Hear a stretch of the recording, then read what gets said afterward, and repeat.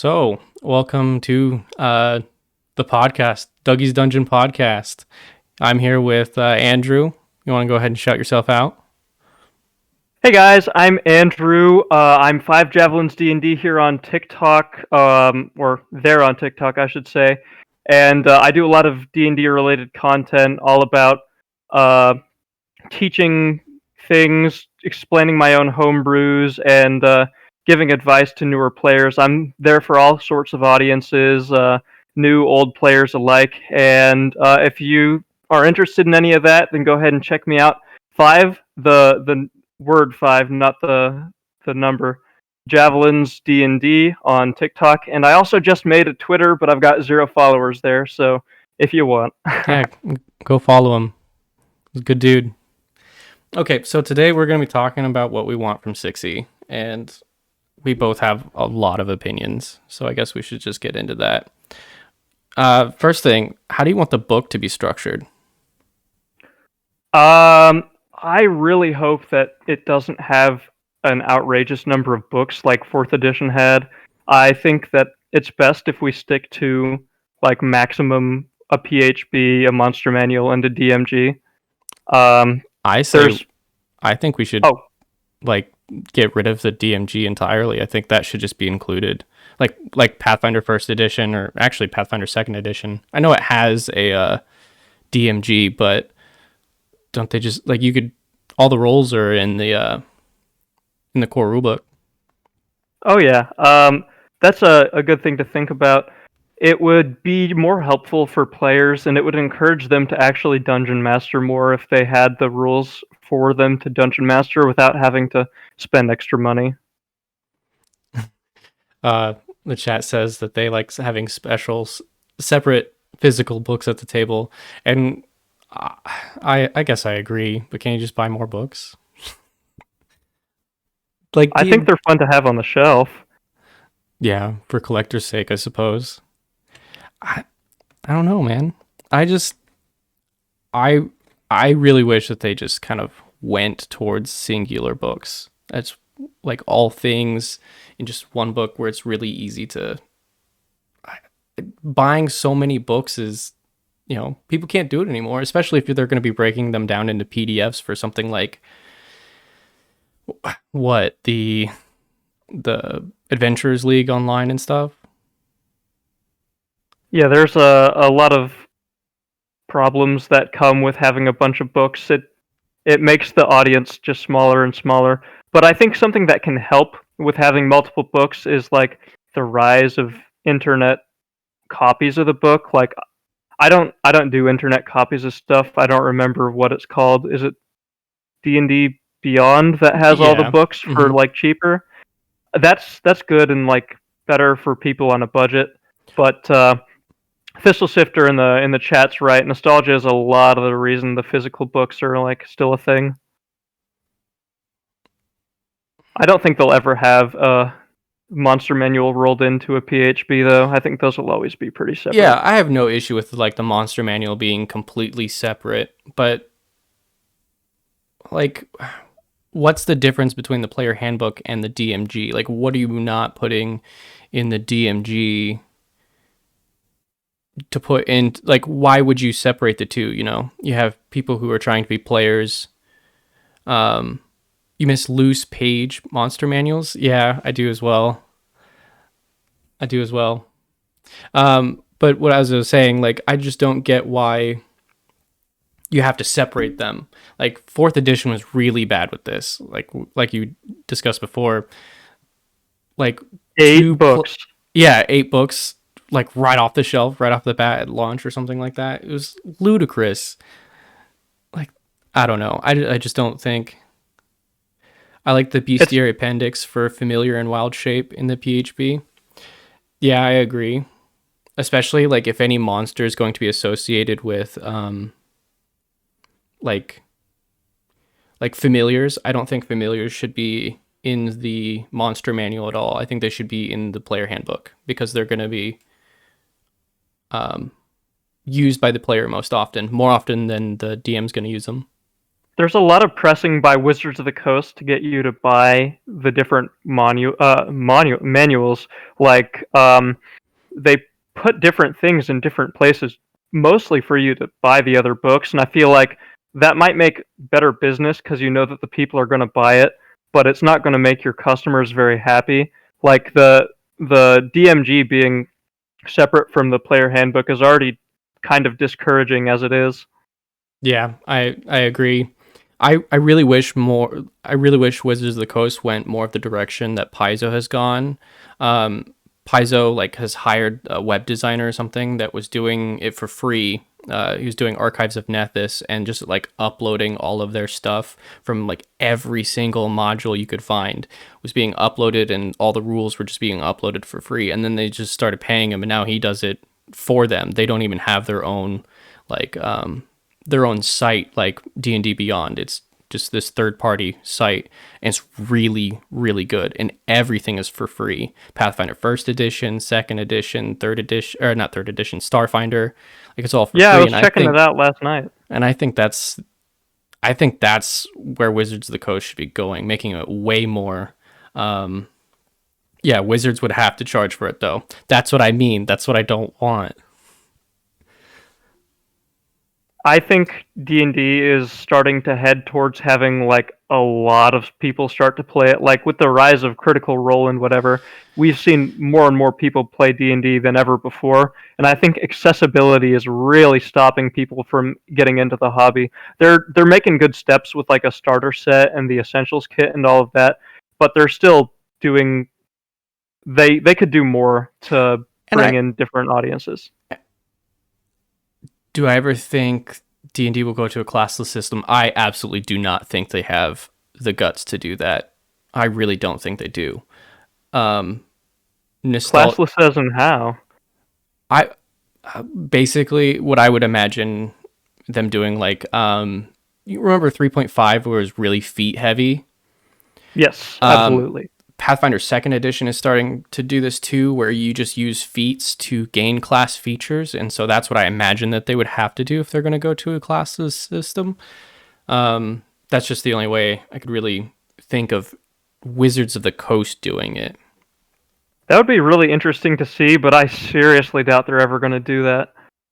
Yeah. They've kind of got a formula now, and if they stray from that too far, they're going to lose a lot of people. Which is unfortunate, because like, as much as I'm not a huge fan of 2nd edition, like I would much rather play, Pathfinder 2nd edition. I would much rather play Pathfinder 2nd edition over like 5th edition at this point. I have personally not experienced Pathfinder 1E or 2E, and I know that's something like I should be getting into to expand my knowledge of the TTRPG world, but I think that Paizo is doing a lot of good in getting their brand out there and competing with Wizards of the Coast, which is, of course, kind of running the market for free. Yeah, for free. And I don't know, that's just main kicker for me. So I wish that Wizards would go that way. And they would sell a lot of different supplemental books, like maybe not putting Xanathar's guide for free, but like people would buy it if they got into the game and then wanted extra rules. That's something they could go with. Yeah. I mean, like everyone's brought up before, like nostalgia and wanting books at the table is why people are going to be buying these books anyway. So I still don't understand like why they couldn't put it up for free, especially since Wizards of the Coast is going to make money anyway. Like if they're going to be doing like the Adventurers League and D&D and Beyond and stuff like that, putting your material up there for free it's going to lose them money ultimately in the long run, but I feel like it's going to gain them way more people playing the game, and that's what we ultimately want, right? A bigger fandom. Right, and with a bigger fandom means more people buying future products if they are for sale, and free advertising as they make TikToks or start their own YouTube series or whatever it is. It's good things for Wizards of the Coast and Hasbro all around. Yeah, Thistle Sifter says that they have both electronic and hardback. Yeah, Dredge Mage as well. Yeah, and me as well. I also have like I bought the PDFs for Pathfinder 3 times, I think, because I lost like account information. But like even though I could get them for free, I bought the PDFs and the books more than once just because I enjoy what they do.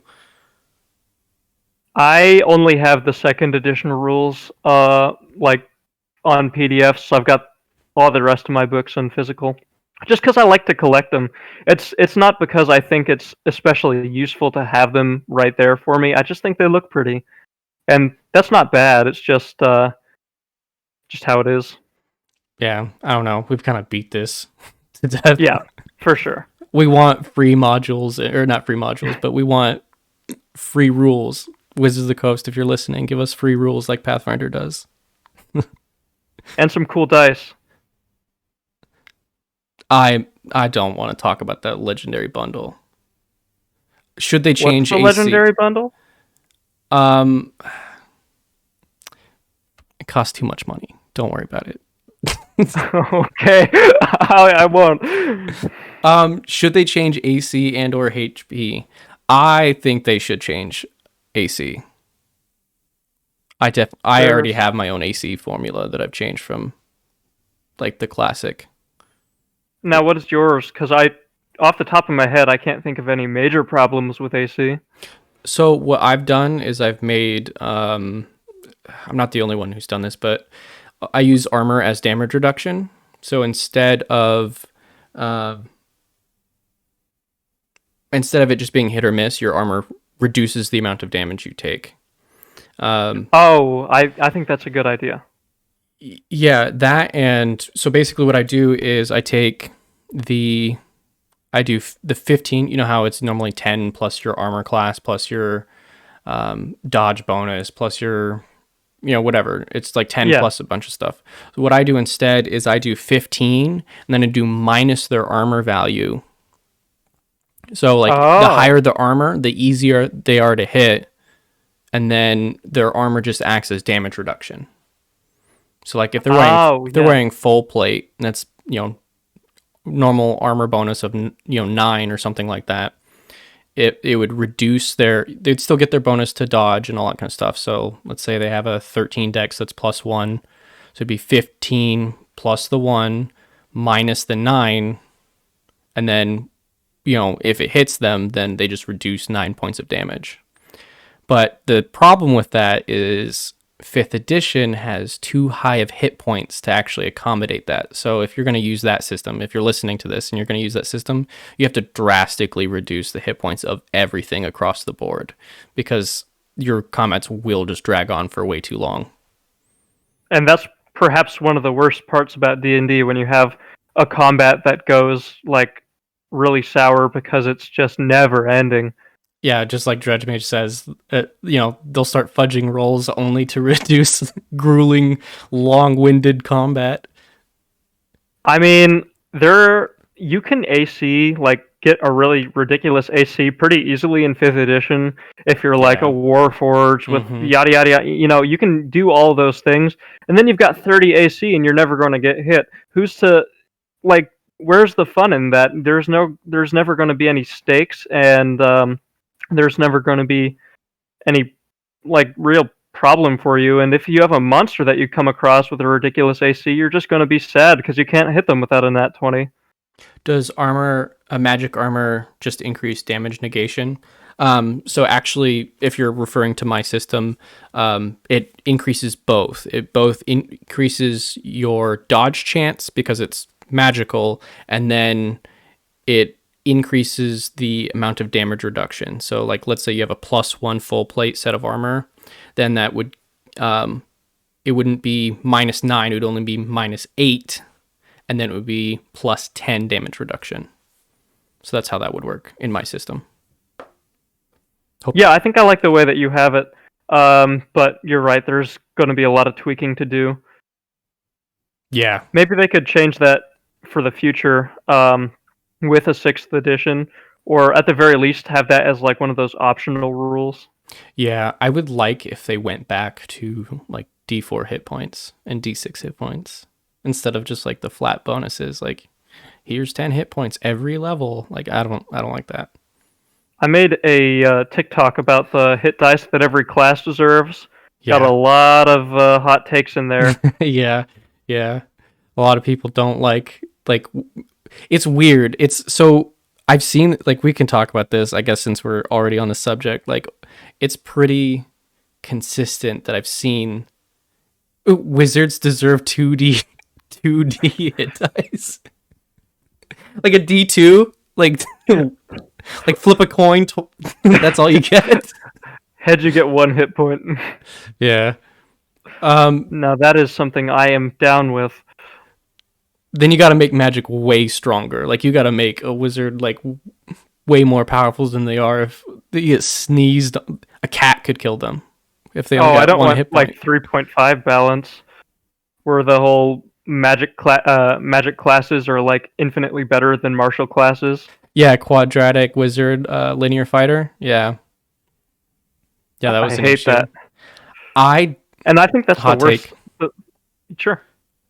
I don't think that's an actual problem. I think that's a You problem. don't think that's an actual problem? No, I think it's a myth. Ah, I genuinely disagree do. with you. I know you would.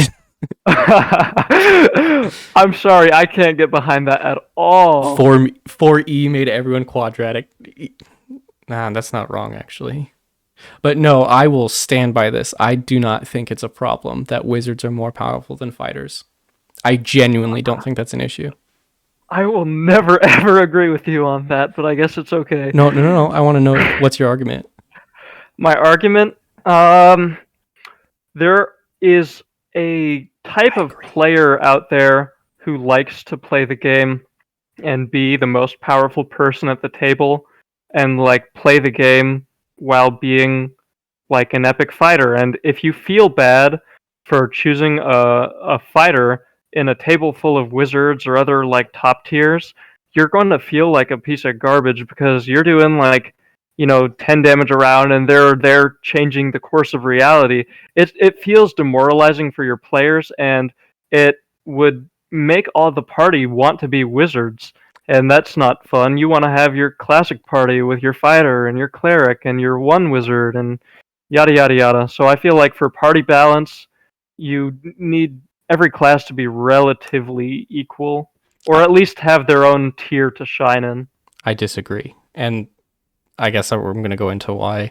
I feel like that is a structure problem with your game. That is a dungeon master problem more than it's a player problem.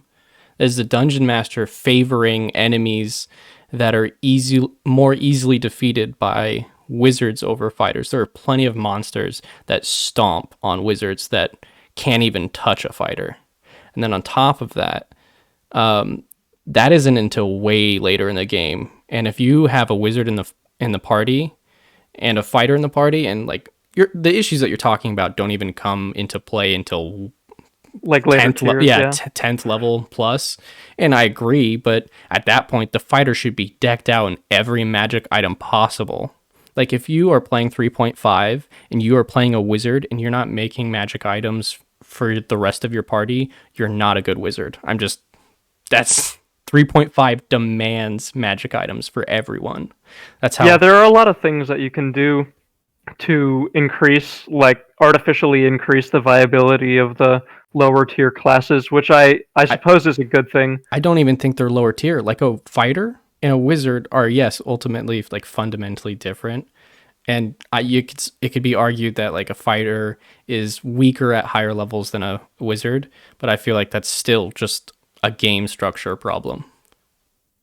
I don't think there's an easy way to make fighters ever because wizards cast the wish spell and all those different things. A fighter will never be able to do that, and that's just the kind average. Of the end of the average game will never reach that point. You're talking 17th level to gain access to wish.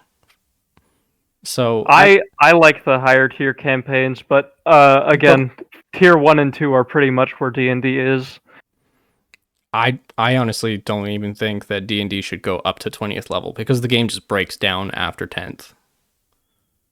I think there are places for it, but I don't think every campaign should be a 1 through 20 crawl. 5e wizards should make items too. I agree. They should not fall on the Artificer. The wizard should be the one doing it. They have access to all the spells. I'm going to be honest. I have Tasha's Cauldron, and I still have not read a single word about the Artificer class. I mean, I have no idea how they operate. No clue. I know that they make magic items. yeah, I get very much. There was a 3.5 class is like basically the same thing. It's pretty much the same thing, just 5e flavored.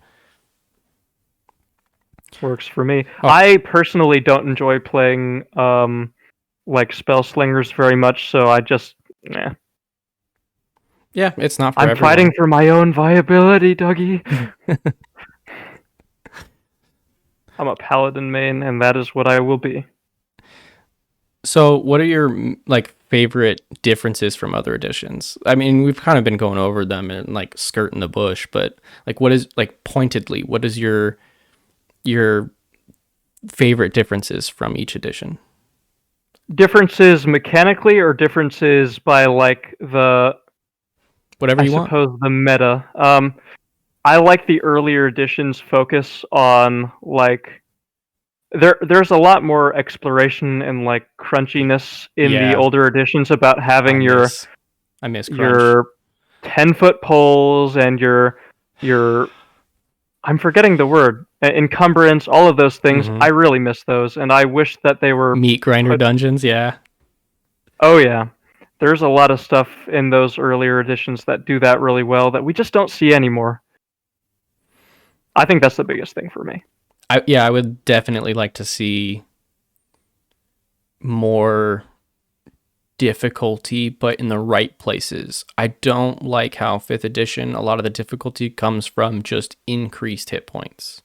A lot, or more attacks, or more legendary actions. I feel like difficulty should come from like monster abilities, you know what I mean? Yes, and tactics. 3.5 had a lot of good tactics involved because that's how you got all of your different modifiers. And, you got like modifiers for being like firing crossbow, specifically a crossbow from prone versus like standing up and someone shooting at you with a ranged weapon if you were prone. Yeah, I remember. The closest thing you have in 5th edition is, wow, you're flanking them. Or you have advantage. That's it. That's all. It's a little bit dumbed down for me, but I can see the appeal, especially as like a game to teach younger kids to roleplay and with like collaborative storytelling. Do you ever play mixed level parties? Yes, I actually love mixed level parties. Absolutely love mixed level parties. So if one of the characters in my games die, most of the time I will have them have like a 4-level penalty. And then that just like drastically, like one small change of like penalizing characters for dying drastically changes how your game is played. Like instantly, like your players have to protect that one party member if they're going into dungeons. And that's like already a dynamic that would add much needed variance to standard 5e combat. Oh, I missed that in older editions too, when you've got your wizard with the D4 hit dice that needs to be sheltered at all costs. And you don't start with your max hit points at first level, so even the fighter could have 1 hit point at first level. Plus con, but yeah. It's just not common anymore, and it's because of 5e making it so streamlined. No, I agree with like what they're doing with streamlining. Like I'm trying to work on my own tabletop game, but I'm doing it by myself. And anyway, that's not what I want to talk about. But what I am really interested in is like not necessarily a numberless system, but I want in a game, so if like 6th edition could do this, instead of just linear +1 bonuses like 3.5 was, instead of just like advantage or disadvantage or on various different things, I'd really like if it was more like horizontal leveling. So instead of, you getting +1 to an ability, or you can use it one more time. I'd rather you just get different, cooler abilities over time that never really, I mean, yeah, they'll get more powerful as you level up, but you'll just get access to cooler and cooler things, you know? So like feats in third edition when you get like as a fighter one every 2 levels, and I think one every 4 levels with any other class. But that was very like feat tree, you know, you had to get one feat to get another feat to get another feat. I don't necessarily like that. That's still that's still linear progression. I'm talking more of like, well, yeah, whenever a class unlocks a new class ability, like whenever you unlock a new class ability for a class, it's the best level. Those are the best levels. Like when you gain access to, like when you have rage, but you gain access to like totem powers or something like that from previous editions. Those are your more favorite levels. That's right what when I you get think. the cool new toys to play with. Yeah, I think we should, like, I think Wizards should go more that way. And instead of just, you get to use this ability one more time per day, it'd be more of like, instead of like every level is just more things. Your range increases from 10 feet to 30 feet. Yeah, I don't. And this is like a 17th level ability. It's not like your 5th level whatever. It's something that you should be getting really cool stuff, and then you just get your same thing again but slightly better. Across 20 levels, 20 that would levels. become a lot of abilities to juggle. I agree. That's why we should lower the level to 10.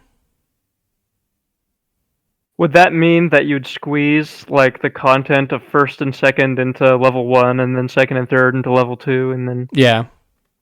But, I mean, think about it this way. It would also mean that your spell levels would match your class levels, which would be way nicer.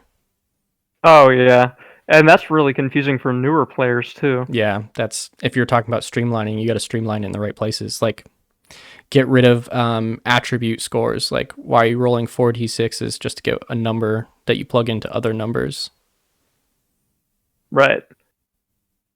At that point, or if we're really talking about streamlining things, why not make +0 equal to 0 on your strength or dexterity or whatever, and then your max strength is 10. And then you can go into the negatives and all that stuff. Yeah. Well, then you would have to deal with like negative con, and how would you resolve that? Yeah, I suppose. Well, I guess you But could just say like, if you reach 0 con, you're dead. If you're at 1, like, you still, like, that's +1. Yeah. Well, the way I was thinking is because once you hit 0 in any ability in Dungeons and Dragons, you're dead. Instead of making that 0, it might be easier to just make that number A negative number. a negative, right? Yeah. So what are your thoughts on, like, let's see, like, how would I put this? Instead of having attributes, like, what could we do to get away from it? Because in Tasha's, they are removing race specific attribute bonuses. But why not go a step further and just remove attributes entirely? Are they really necessary? It's a really tricky subject because I understand exactly what Tasha's trying to do with the whole like stereotypes and anti-racism stuff, where like the half-orc isn't always going to be dumb and strong, and I think that's a really good thing with a lot of merit behind it.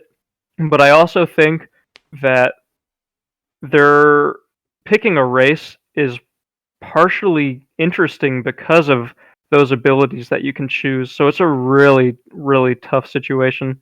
I want to point out Overall, that like attributes are different than like the racial abilities. Like, I still think that, if you have dark vision and you're a race that, uses, like, lives in dark locations, that you should have dark vision. I'm not talking about that stuff. In fact, I want more of that stuff. I want less of numbers. You know what I mean? right.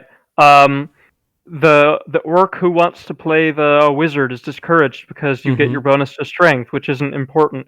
I think that if it's such a problem, you should homebrew it instead of just like having it written in the rules, because like by and large that is what orcs are because of their culture and whatever that you wrote into the thing. I Well, don't know. I mean, you got to be really careful with that kind of stuff. I would, And the problem is because it's been like 100 years of like Tolkien's like yeah, that's what's been hammered into our brains, and I wish it wasn't that way.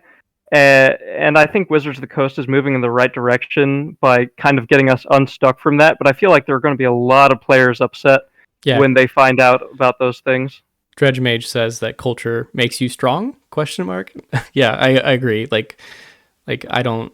I think we should just get rid of racial attributes entirely. Just no attributes. Like I don't. So nobody would have increases, You could still or have would you be able to increases, but have choose them your tied to increases? class instead. I like that idea a lot. Yeah, because like if you're a fighter, you're going to be stronger. You can obviously switch that Dex fighter, Strength fighter, Con fighter if you want, but I think it should be tied to class. I really like that idea. Or you could tie them to the background. That's another good idea. And backgrounds are like severely underutilized Incredibly, in yeah. 5th edition. Athlete, there you go. Dex, Strength, Con, right off the bat. I definitely like that idea more than the racial thing, and it especially moves us in a more like progressive direction from because the past is the past, and we want to try and move past it. Absolutely. Yeah, I 100% agree with that. Like, yeah, I like moving them away from like racial bonuses and more of like class specific bonuses or background specific bonuses. And if you make people mad, then you make people mad, but it's for like a good reason. I don't. People that get mad, I just ask like what causes the most harm. Like, Right. does this harm anybody? Just shifting where you get your attributes from a race to a class? No, then I don't worry about it. I want to play Orc Wizards, and I want to play. You know what? That's the best example, so we'll leave it there. Yeah. So, how do you think? Do you think that they are gonna like keep the old rule? I don't think they are. I think they're gonna have to move forward. If they are gonna do a 6th edition, they're gonna have to move forward from Tasha's. I think the update that they made in Tasha's. So, I'm curious as to where they go. I think they're going to follow Tasha's direction, and they very easily could make it background or class focused instead of like race focused. It makes sense for them as a company because there's a lot of like push from the internet now to make these kinds of changes, which is probably why they did it in the first place. And for going back on Tasha's after all of that would be kind of a weird decision. I agree.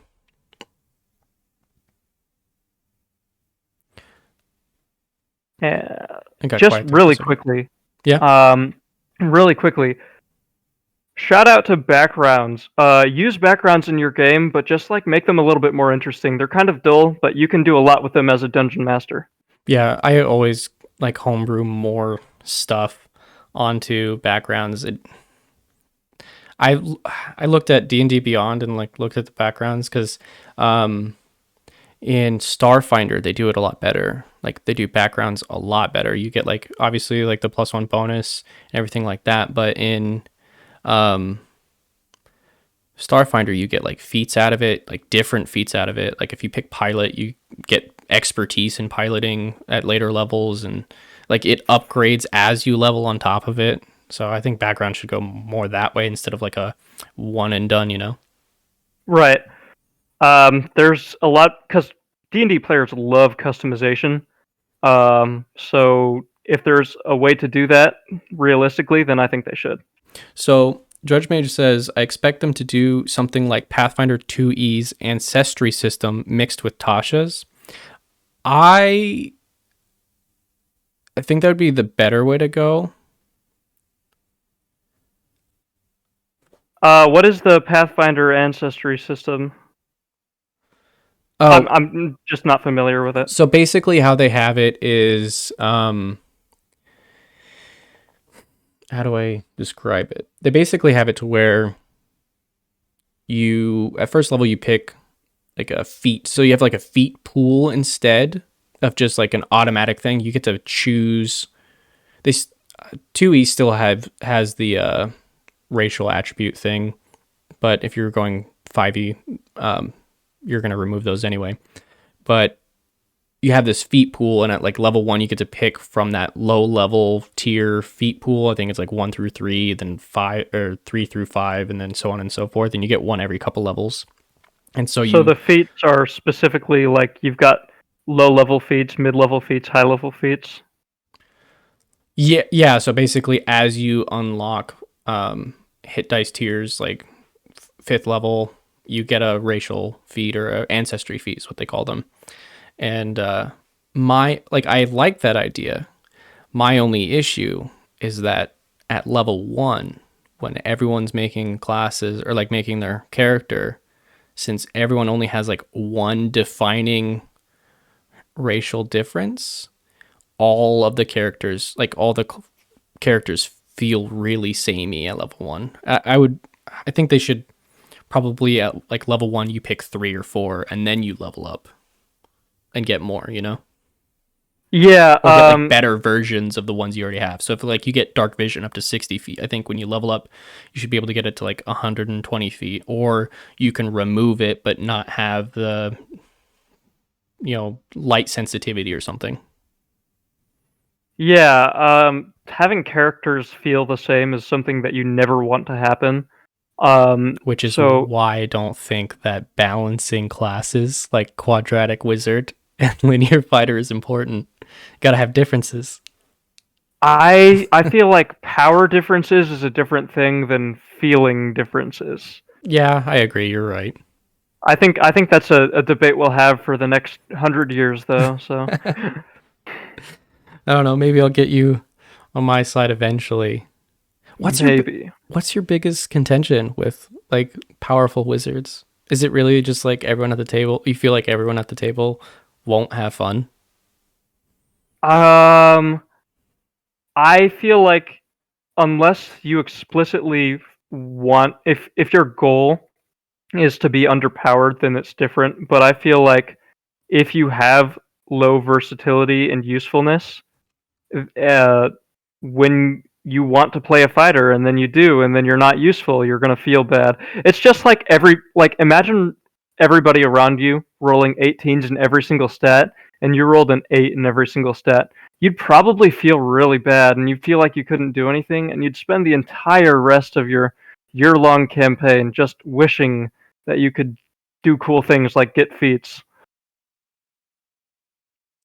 I don't understand. Like then just make a different character.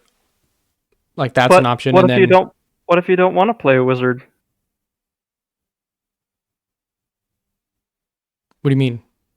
Like if let's say wizards are the like the end all be all best class, like SS plus Druid. tier. Yeah, that would be Druid. Druid is switch hitter, really overpowered, especially in 3rd edition. Druids are really good in 5th edition too for combat, especially at like higher levels when you just can't die. But anyway, let's say the Druid is SS plus tier and the fighter is Z minus tier. Like, if you want to play a fighter, but you also want to feel like you have a place within the party and actual usefulness, then you just can't get that from the fighter. And as cool as the fighter is and all the stuff that they offer, you can't use it, or else you're not going to be helpful. And I think that's a problem. How is the fighter not useful? They have access, like they can use literally any weapon that they pick up. They can use any armor that they can pick up. They have feats for days. They can, like, if you want a play style, fighter can get you to it. That's a good point, but I'm also seeing that although fighters can pick up any weapon and any armor, there's a point where it stops mattering so much. Same thing for wizards.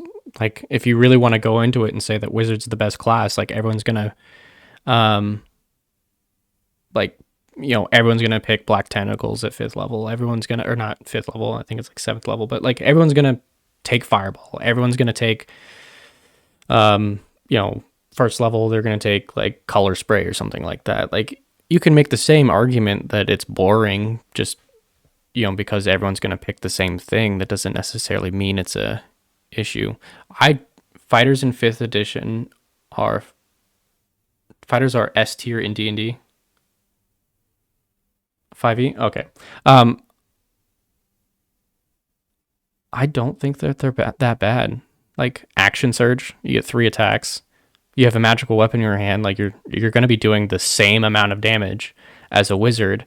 Like that's the problem I think a lot of people have when they look at it, is they're looking at like a white room scenario where like the wizard has all of their spell slots available. They have all of their like rods of, immovable rods, like the quicken spell rods, like all that kind of stuff. They have all their magic items. They have all their spell scrolls, at their disposal. And like when you theory craft like that and you're saying, yeah, the wizard is super powerful compared to the fighter, I don't think that's a fair comparison. That's a false equivalency, because what you should be doing throughout the dungeon, throughout the scenario, throughout the game, is whittling away at the wizard's resources, using up their spell slots for things like, false life, or, mage's armor for not only the wizard, but anyone else who doesn't have enough hit point or have enough armor class.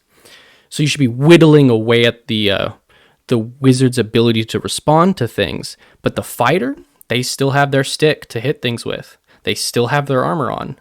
Like you're not like, I feel like it's true. They do white room theory crafting is really the detriment to it. Whenever you like sit down to actually play, yes, your wizard's going to be powerful, but your fighter's going to be hitting things way more often and way more accurately, especially when you get into like super high DCs and like getting through spell resistance and anything like that. It's like unless you're playing an evocationist only, you're not going to be getting through any of the resistances that anything has.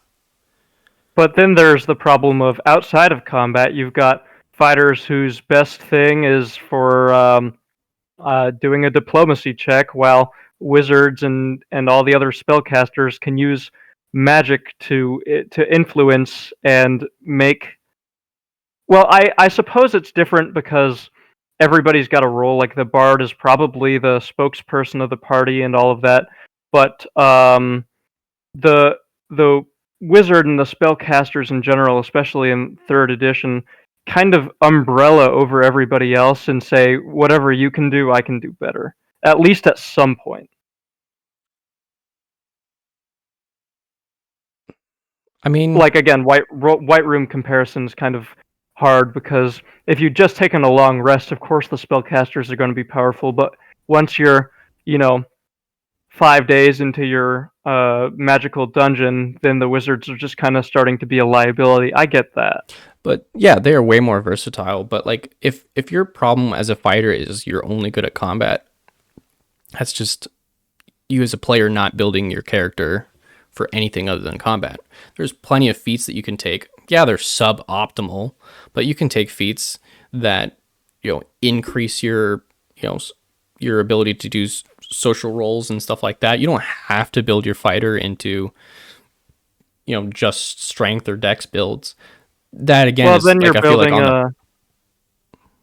you're building a social interaction fighter, and then once you go to combat, and now you're being outshined by the wizard. Like it just never ends. You pick one side, and you're going to be bad at the other one. I don't know if I'm thinking a little too black and white here. I still feel like that's a problem. Yeah, the wizards have the same problem though. Like if you're focusing them just on one thing, an evocationist, they're not going to be good at anything else. They're dumping all their prepared spells or all their spell slots on that. Like wizards and fighters are the like two sides of the same coin, realistically. And if you really want to make them even, have your spellcasters have to roll to cast spells. If they roll a nat 1, that spell, like you lose the spell slot and it backfires. There you go. You have a crit fail for a spellcaster. There are a lot of things you can do. Yeah. To change it, but that's not within the original rules of the game. That is true, but I also don't think that the the difference between a fighter and a wizard are that different. 3 attacks a round, like a round, 3 attacks a round with action surge. Like that is a lot.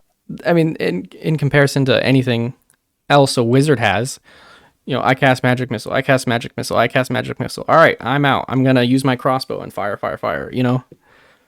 Right. I also wish D&D magic wasn't so rigid. It is a very like I wish you could kind of wiggle the spells around a little bit. Arguably, wizards do have less of a problem because they can have 9,001 spells in their spell book and just need a long rest to switch. That also, like, the only argument I have is just to homebrew it.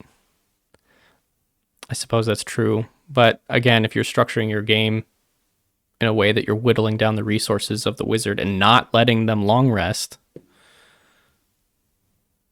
There are a lot of what ifs in both sides of our arguments. So at the end of the day, it all depends on what kind of game you're playing and what kind of additional rules you're adding in. I lied. This podcast isn't going to, like today's podcast, isn't going to be about 6e. It's going to be about wizards and fighters. Uh-oh. No, I'm joking. We could go back to 6e. Sure. Where do you want to pick up? Where were we? We talked about the books and how we talked a lot about the books. What is something from a previous edition that you really want in 6th edition?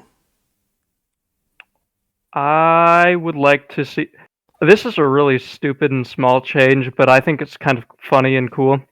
To make the classes feel like more epic as they go along, I'd like to give them a name again. Because in earlier editions, you had a name for whatever level cleric or druid or whatever you were, and I just thought it was really cool. Yeah, I really like unlocking named tiers as well, because like when you get up to 20th level, being called an Archmage was kind of cool.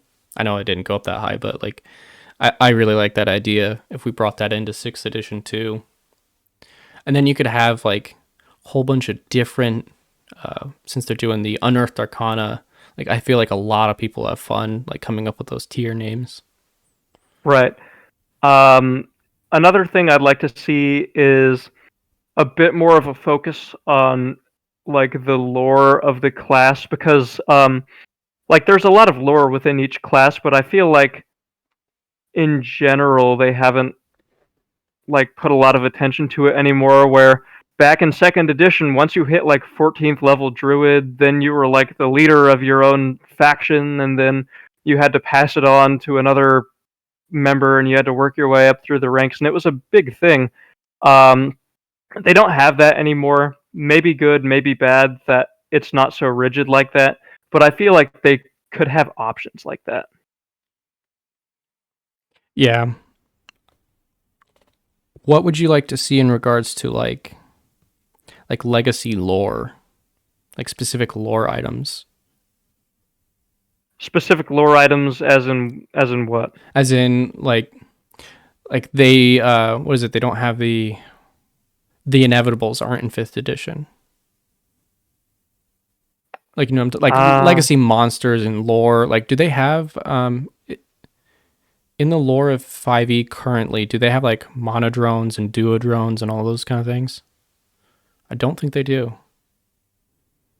Yes, they do. Dredge Mage says yes. Yeah, okay. I wasn't aware of that.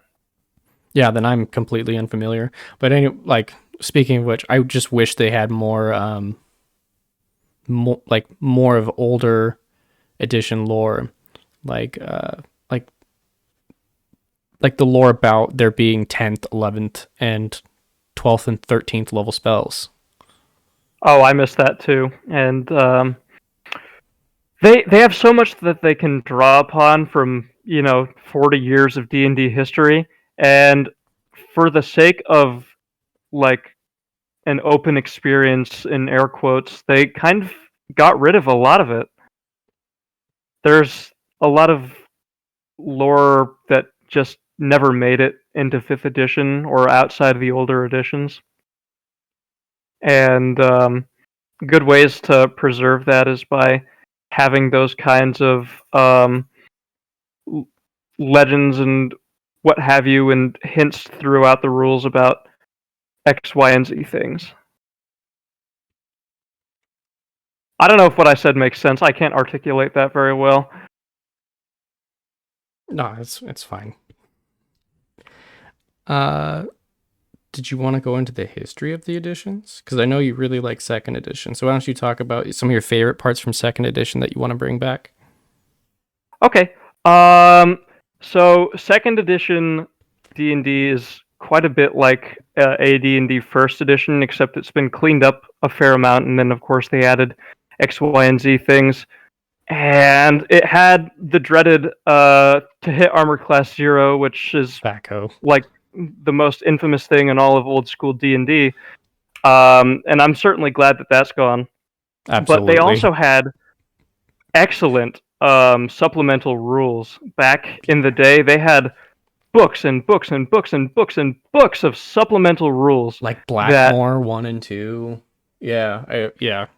They had a handbook for every single class. Like, that is so nuts, and I can't even imagine that anymore. But, don't give wizards any ideas about monetizing individual books for classes. Don't you do that to us. The Illusionist book, he just goes on and on. Didn't 4E do that? Yeah. They have like Player Handbook 1, Player Handbook 2. I think they had 3 player handbooks at one point. They had 3 player handbooks, 3 monster manuals, and 2 DMGs. I mean, I don't mind extra monster manuals. Like Pathfinder 1st edition had 6, and I really enjoyed every single one of them. And because every single one was like, I think after the 3rd or 4th one, all of them were themed after that. So like one has like a lot of like weird esoteric like grim dark Cthulhu monsters, and I like that. Like, I wish Dungeons and Dragons came out with more, like, monster manual modules. I don't think there's a problem with having a ton of monster manuals, because monsters are such a big part of D&D, and they can tell their own stories. So I think those are a good thing, and you can have different manuals full of the a book for each plane, perhaps. You know, that would be really interesting. But yeah, 2nd edition did that very well, so they had a lot of stuff to go with there. And then also they had like very, very difficult combat. Because 5th edition is almost a joke with the combat as they write it. Yeah. But in 2nd edition, everything you did was life or death, and I like that. I miss that so much. You drop to 0, you're dead for good. You're running through like 5 characters through the course of a campaign. It was a miracle if you survived, yada yada yada. My name is Boblin. I'm here to avenge my brother, the Goblin. Yes, and I look exactly like him. Conveniently, we were twins, born with the exact same stats. And then when that character dies, I'm a long-lost cousin. It never ends. Yes, you want 6th edition to have more permanent consequences? Yes, absolutely. Absolutely, I wish this. Like, 100%. I really, really want, like, permanent ailments to characters. I like when your character loses an arm after a big battle where you failed 2 of your death saves. Things like that. Permanent things that can really change the theme and all of that of your campaign. I like that. Well, in previous editions, they also had it like diseases. Like, you could get diseases and then that's it. Like, you have a disease now. They had like mummy rot. Yeah. Or like, was it like magic blight or something like that? Where like if you had to cast a spell and you failed, oof. Like, it's gonna backfire real bad, bud. And then it was actually like important for paladins to be immune to disease. Yes, where it actually like meant something, and that's what made a total joke in 5th edition. Like, that has to be one of the worst abilities you can unlock. Yeah. Like, and that made anti-paladins like way more sinister, because then they could like transmit the diseases. Like they can contract them, be unaffected, and transmit them. And like diseases in previous editions were like way faster acting. Like mummy rot was on touch. Like if you like, so an anti-paladin that happened to deal with a mummy contract mummy rot and just spreading that around is a nightmare. Like that is a walking time bomb. The focus of D&D over the years has really shifted from that kind of stuff to hit them and then hit them and then hit them, and it's a total shame. They don't even have tactics anymore. It's just a lot about optimizing your multi-classing and all that kind of stuff. Thistle Sifter says negative levels and stats didn't recover on a long rest.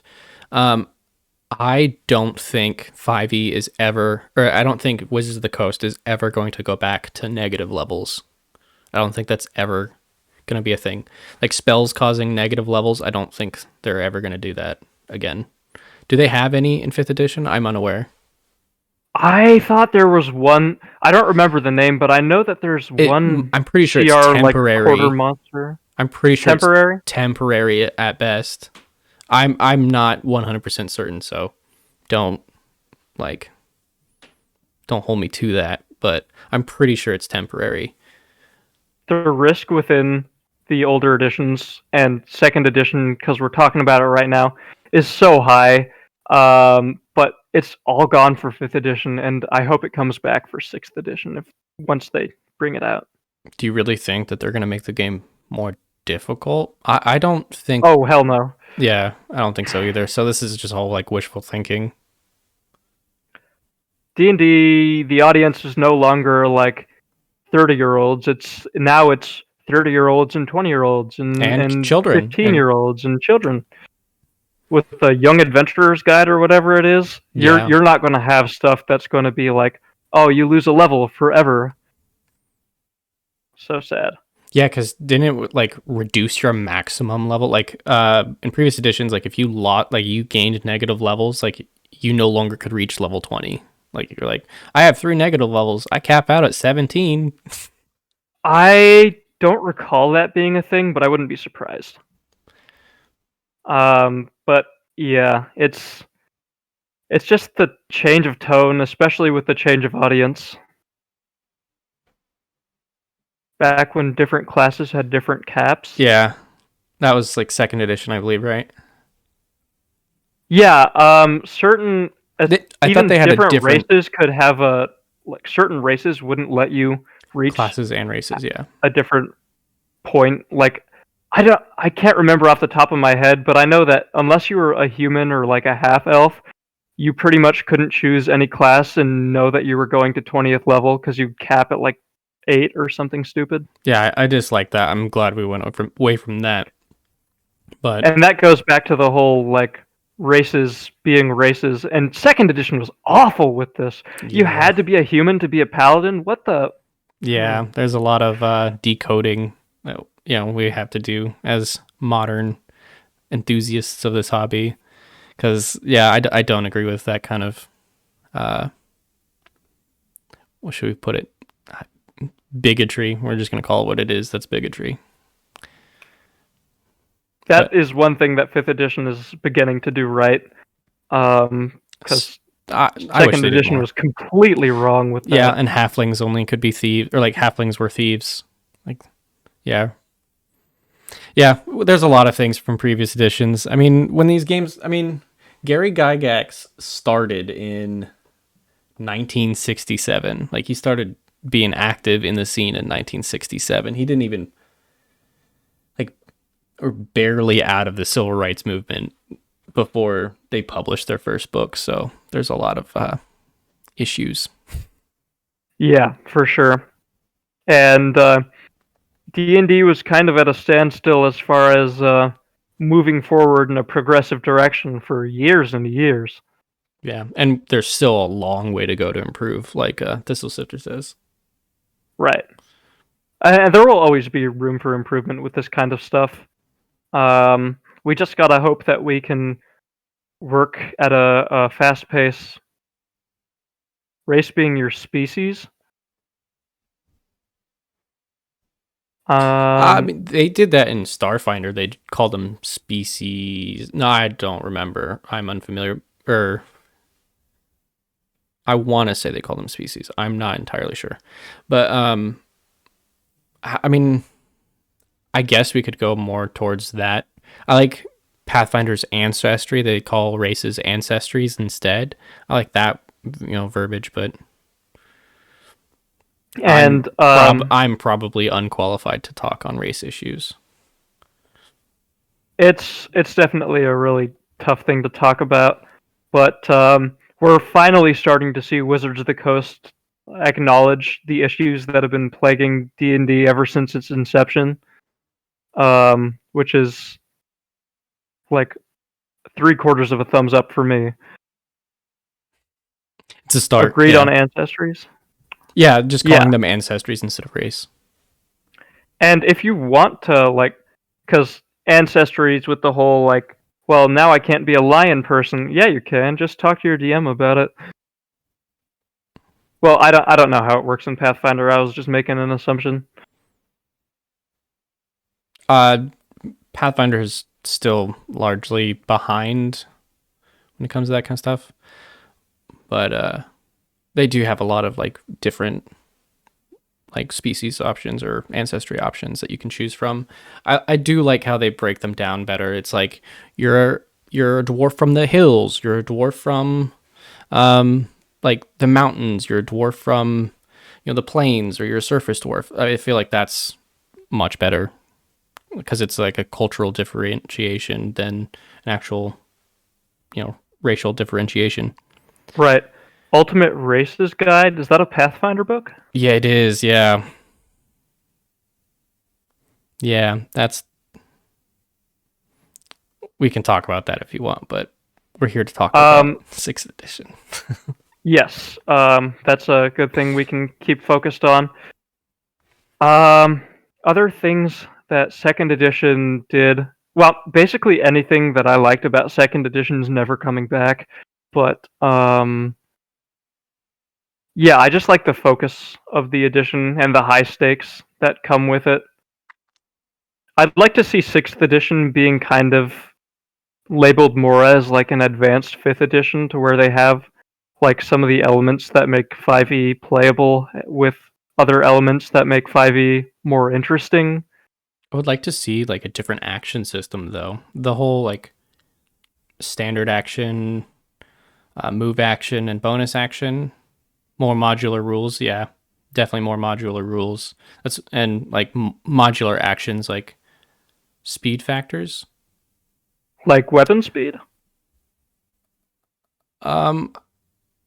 Weapon speed. Weapon speed was that's to behold. That's a lot of numbers, and that's a lot of rolling just to determine like a dagger having D4. If that's what you're talking about, the old speed factors of weapons, having to roll a D4 for initiative every round. Yikes! I don't know if I want to go back to that. Every time I played 2nd edition, I've ignored weapon speed. I think it's a good idea, but I think there are a lot of numbers in there that you just avoid. Yeah, if we could go away from numbers for no reason, I would appreciate that in 5th edition or 6th edition. I do, and that's why everybody hates THAC0, because it's numbers for no reason. Yeah, I do like the idea of revamping initiative entirely. I think 5e should just go away from individual initiative. I think they should go straight into team initiative. Monsters go, players go. Monsters go, players go. Significantly speeds up combat. I think it speeds up combat, but I'd like to play devil's advocate here for a minute with the regards to that. What if the monsters all got a lucky break on one player and just grounded him to a pulp, and then there was nothing that the players could do? I feel like if you have monster player, or whatever randomness there is involved with the current initiative system, it makes that become less of a possibility. Dredge Mage brings up more interrupts, and I agree, and I want to go kind of describe what I'm thinking of, how I think 6e combat should go. I still think it should be players go, monsters go, but then you could start really using lair actions or lair abilities and environmental things. So you could be players go, then monsters go, then legendary actions go, or like lair actions go, and then you could do like environmental things. So you could have initiative of like, and that can shift around, and you can have like a different initiative, quote unquote, for like different environmental factors, and then different like lair actions that a major monster might have or something like that if they're in their lair. And then so like initiative is still super simple. You just do it at the beginning. You're like, all right, it's going to go in this order. You know when the environment thing is going to move. Like, so like, let's say something's on fire. Well, every round on that, or every round on that specific turn, the fire is going to move. And so like super simple, super easy. You don't have to like constantly roll, keep track of like who's going when. It's just the players go. And then if you play it more like chess, I think like the players all move at once. They don't know where any of the monsters are going. Then the players can kind of decide like, all right, they can brainstorm together. They can be like, all right, you're going to do this. Then I'm going to do this. Then you're going to do that. And I'm going to do this. And that gives opportunity for the plan to go south, which can't really happen with current initiative system. Yeah, because it's always like, well, I'm going to do that. Yeah, one person at a time. With your idea, players can bank on monsters to do one thing, and then they do another thing, which I think is good and adds a little bit of spice to the game. Yeah. I don't know. I definitely think they should remove individual. I think individual initiative specifically, it just needs to be removed from the game. However you want to deal with initiative after that, I mean, it is anybody's guess, but that's how I personally deal with initiative in my games. I have like I said, I have an environmental thing. Like usually when I'm writing dungeons, I always will have some type of environmental thing happening, or like some type of lair thing that's happening or able to happen. That could be anything. Like if you're in like a grand hall, there's a chandelier, that your players can use to interact. That's the environmental thing. So on that turn, or like, you could mess with it however you want. All I'm saying is like, I just wish there was more environmental things just written into the game. And then I wish there was less initiative rolling. I agree with you. Environmental factors are a great way to spice up combat, and if there were like easier or better, more concrete rules on that in 6e, I'd be very happy. And just having it in the book, so some players just don't know, like new players just don't know that they can do stuff like that.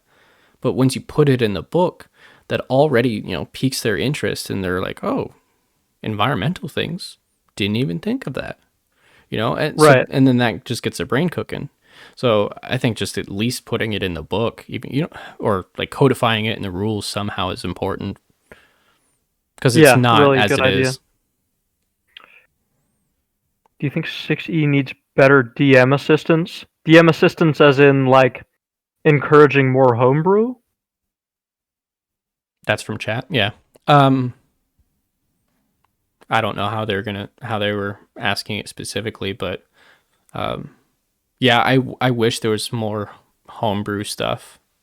Like definitely more help, like like they had it a little bit in previous editions, but I feel like in 5th edition everyone's just kind of had to like reverse engineer things. I wish they had better, like, how do the game designers design items? We don't know. Right. I think there's like in the books, ever since the very beginning, they've always said, hey, use these rules or don't, we really don't care. And I like that, but I think they should give like a little spot in the book to mention how you could change the rules to make them better for your specific campaign. Yeah, more toolkits, more DM toolkits. I do agree with that. The DM has to carry a lot of weight in 5th edition just to make the games like enjoyable for the whole party, and anything to fix that is greatly appreciated. If you're gonna sell me a DMG, like if you're gonna make me fork out $40 to $60 for a Dungeon Master guide. I want more tools in it. I don't want to be told how to Dungeon Master. You know what I mean?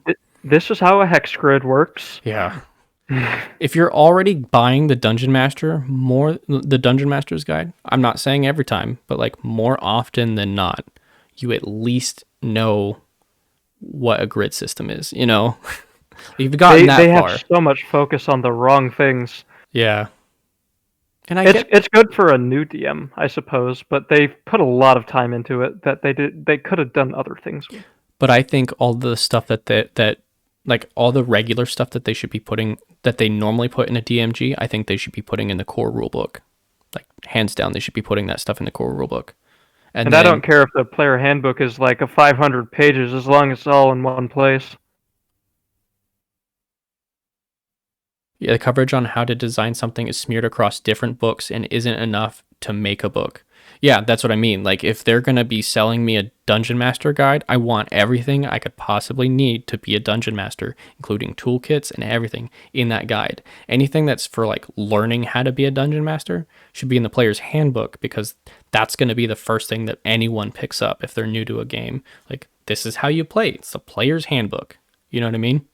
That's right. And if you get your player's handbook and it teaches you, like, the very basics of DMing, you can make a game with the player handbook rules already without really having to delve into the DMG. So the DMG could totally focus more towards the seasoned player or the seasoned DMs looking to do X, Y, and Z. Yeah, and like you know, you could put at that point things that, you know, new players wouldn't necessarily understand, like charts, or like roll charts or NPC charts, or I mean, they have some of that stuff, but the fact that the community is having to like pick up the slack significantly, especially when, you know, they're charging us for a Dungeon Master guide, when, you know, you get better stuff off of the internet than you do get the Dungeon Master's guide. You know, better advice, better, you know, and that's the nature of the beast, but I feel like they should do a way better job. I would love to see design theory in a free core rulebook. Yeah, I really agree with like having a free core rulebook at the very least. A free core rulebook. Like, I have no problem like shelling out money for a monster manual and shelling out money for like a DMG, but core rulebook should be available online for free. And abridged is a good start, but we can do a lot more with it. Yeah. I like how the basic rules are there for you for free, but you can do so much more. I think that the like drive-through RPG DMs Guild is a step in the right direction with the whole free core rulebook thing, because there's a lot of stuff on how to DM good custom classes, yada yada yada, on for free or for very little money on the DMs Guild. But Wizards of the Coast should put similar products out there for free with the Wizards of the Coast name slapped on it, instead of just, you know, Jimmy from Kentucky.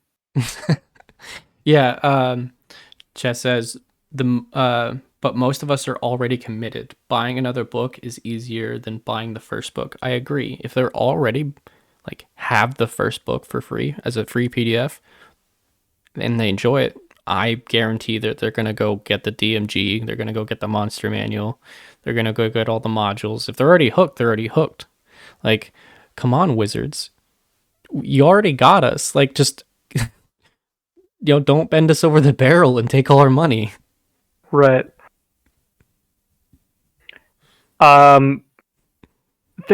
Just society over the years has gone a lot more from we're here to make our people happy to we're here to make our CEOs happy. We could. You don't want to get me started on that. That's for another time, then. Absolutely. That's for a different podcast. This is a Dungeons and Dragons podcast, not an economics podcast. All right, then. But yeah, the Dungeon Master Guild's a great resource if you haven't checked it out already. DMsguild.com. You can find a ton of different free rule books, cheap rule books, old adventures, anything that you really want. You can even publish your own stuff on there if you've got good ideas. And yeah, check it out for yourself. You can only publish things on there if it's a good idea. You can publish it if it's a bad idea. Just don't think it's going to blow up. I mean, I guess it depends on how bad the idea is. I would throw something in my game if it was horrible. I would do it for a one shot. Oh, I'd do it for the main game. I once threw a deck of wishes. It was like a deck of many things, but it was just a deck of wishes. Oh wow, that is quite the sight. They drew the first card. They're like, "That's wish." Never drawing from it again.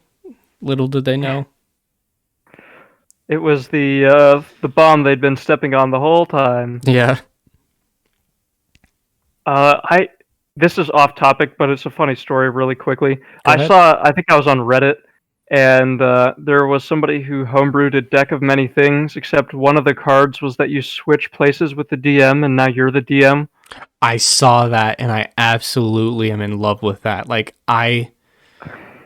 once COVID is over, and we don't have to deal with the plague anymore, and I can actually have, like, in-person games again, I so badly want to throw that in a game. Because that sounds like Go ahead. Amazing. Oh yeah, just sounds amazing. I think it'd be sneaky because it's like, yeah, I'm gonna be the DM, and then you make a game and a campaign and everything like that. Little do they know, you're gonna pull old switcheroo. You never wanted to be the DM. The whole time. Now you're the DM. That would be a monster if that happened at the beginning of the session, but I think that's what we're there for at that point. You drive down to play in that game. I know, that'd be fun. And like there'd be a line outside your door. Yeah, that'd be a blast. I gotta find that. I saw it. I can't find it again. Like, I closed out of it or whatever, lost it. I have no idea where it is. But if you do find it, you need to send that to me again because I want to use that in the future. Okay. Anyway, where were we? We were talking about the DMG, but we talked about that for a good while, I think. Yeah, what do you want in the monster manual? Like, what kind of monsters do you want? I want to go more away from, like, humanoid monsters. I feel like, I don't know, just use the, core rulebook hit points or whatever, So I feel like you should go away from, like, humanoid monsters. One, then that makes it to where, like, everyone can play humanoids. And then you just make, like, monsters. Some of the coolest monsters in D&D aren't, like, humanoid. Like, a beholder is, like, one of the poster child monsters of D&D. Yeah. And that's one of the few non-humanoid monsters in the book. I would love to see it categorized into, like, very special varieties of monster. Like, they'd have a small humanoid page full of your basic, like, goblin, hobgoblin, whatever. And then you've got the interplanar beasts, and then you've got the other beasts based on the aquatics or whatever it is. You could have so many different great sections that involve all kinds of monsters that are harder for players to think of stats for than, like, you can make up a goblin stats pretty easily. Yeah, like 6 hit points, there you go. An orc has 8 hit points, level 1, level 2, you just double it. Or you could do, like, at the very least, Wizards of the Coast could put, like, a basic monster manual with all the classics in there. Like, you've got your goblin stats here for free on the Wizards of the Coast website. And then you could sell specific monster manuals, kind of like they did in 2nd edition, with all kinds of different, like, Monsters of the Sea books, and then Monsters of the Air books, yada yada. Yeah, I definitely agree with that. Yeah, because that's basically what I was saying. Like, I really enjoyed from the monster manuals from Pathfinder 1st edition. And then you could, like, especially when you, like, remove all of the humanoid monsters, or a majority of them, like, then you can just make cooler monsters. Like, who uses an owlbear anymore? No one. No one's using an owlbear, but that's like one of the coolest monsters that you could use. They're super intelligent. Well, I think they used to be. I think they've changed since then, but they used to be super intelligent. The lore behind them was really cool. It was just a wizard's experiment, and then it got out of hand, and nobody knows how they reproduce. Like, stuff like that. Instead of here's an orc, here's an hobgoblin, here's a bugbear. Right. Why can't a player play a bugbear? I think that'd be awesome. Yeah, that would be really cool. And I think Volo's guide did pretty well with the whole, like, you can play monstrous races thing. Yeah.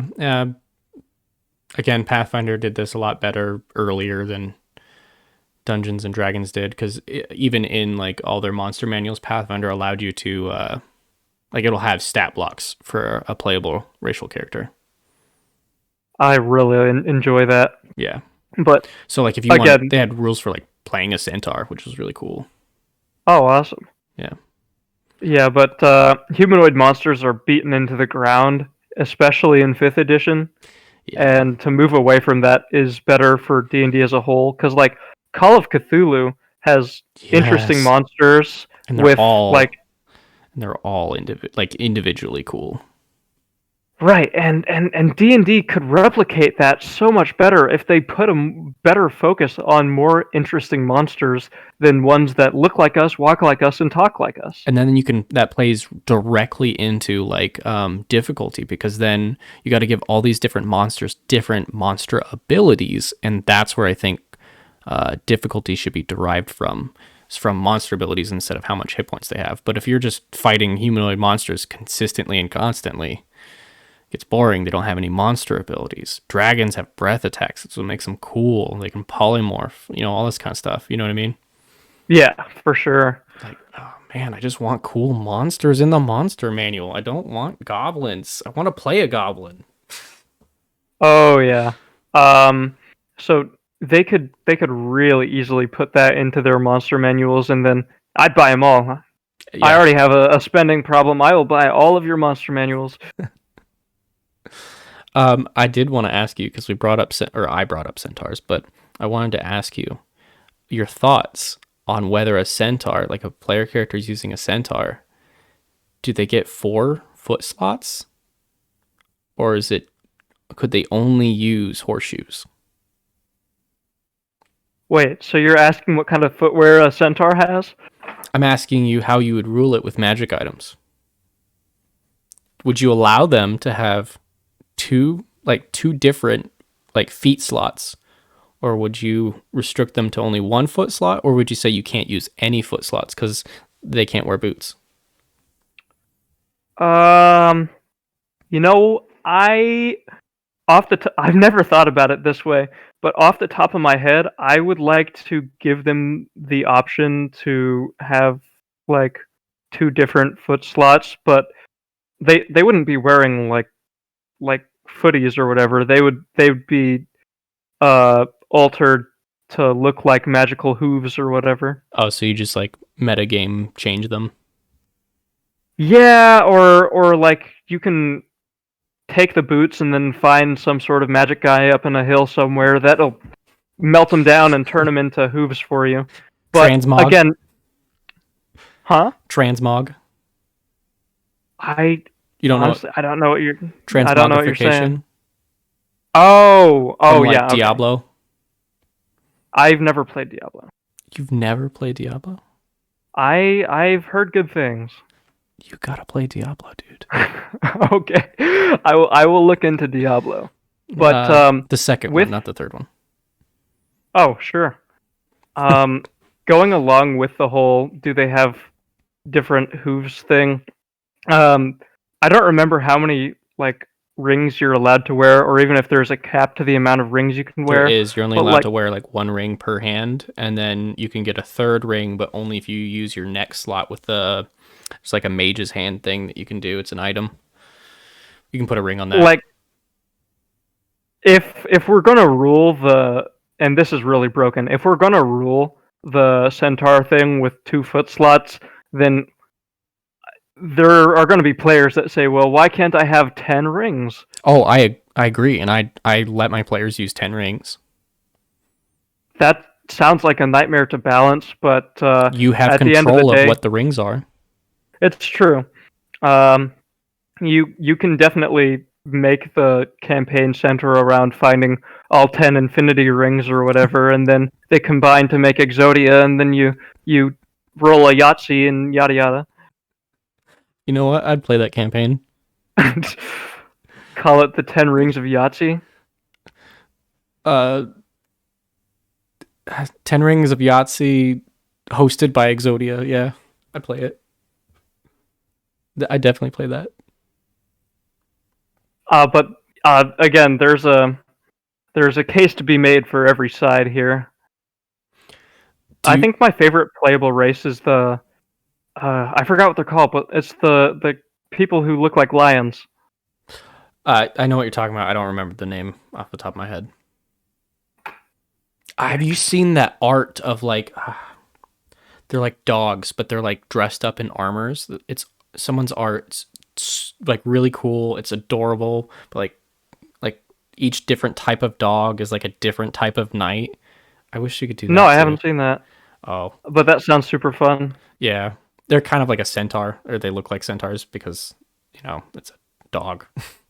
If they have more unique races in 6th edition, that would be cool too. Because like you've got your human and your elf and your half elf and whatever, and then your gnome and your whatever. But I think they could do so many more things than just your standard few, plus like additional books to buy your other races. That's ridiculous to me. I also, if anyone, like to anyone listening, like currently or in the future, go look at Starfinder and go look at all their different races or their different species or whatever. There's a lot of really cool different ones in there. They have a dog one in there. They have like a wolf dog thing. They got dragonkin. They got like you name it, weird alien creatures. Like go look at Starfinder. They got a lot of cool monsters or like playable monsters. Like definitely go look at them.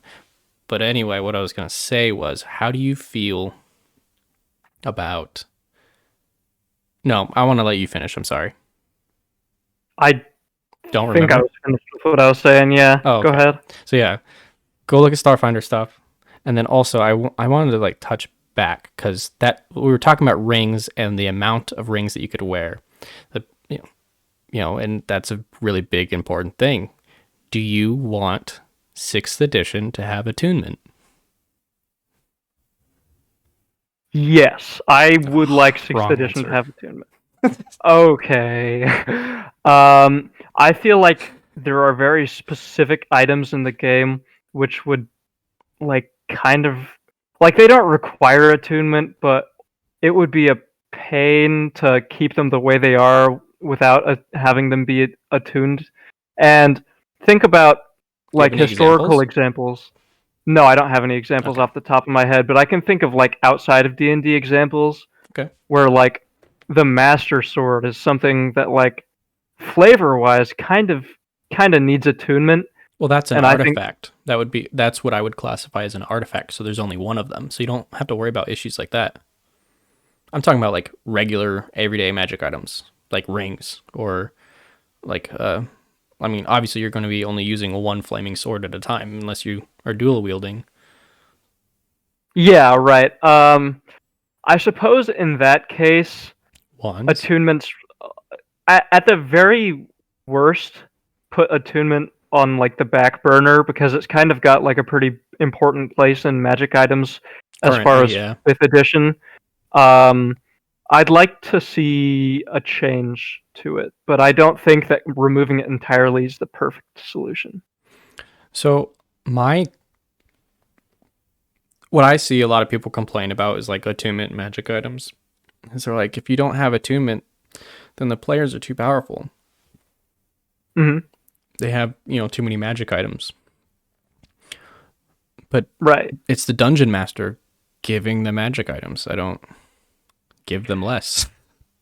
Like I know a lot of players like assume a certain amount, a certain amount of magic items per. I don't know. Everyone has a different idea in their heads how many magic items they should have at a particular level. But yeah, at the end of the day, a lot of the whole attunement rules and other rules similar to that can be solved by the dungeon master just not doing it the way that it has been done in the past. Like, if you've got no attunement, then just give less items or give weaker items, or there are a lot of things that you as a dungeon master can do pretty easily to fix the problem. Concentration. Do you think concentration would be a thing in 6e? Concentration for big spells and like control water and whatever.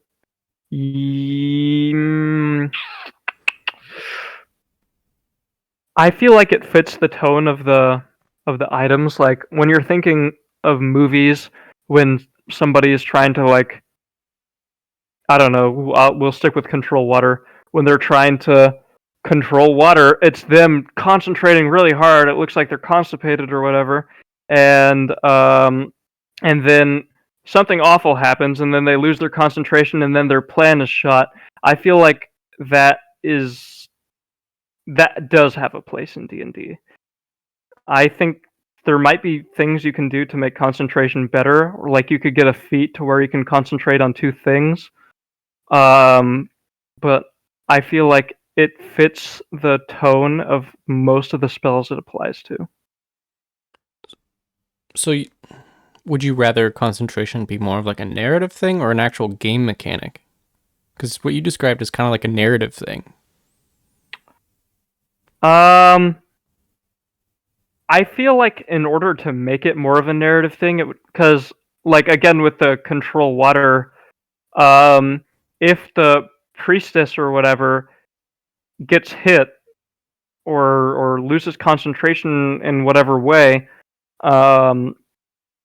if there is no concentration there, then I mean, I guess the dungeon master could just be like, "Oh, it falls down because narrative." So I guess that would work. So what if instead of making concentration like just a generic overarching rule that affects every class, every spell, what if you made it specific spells required concentration?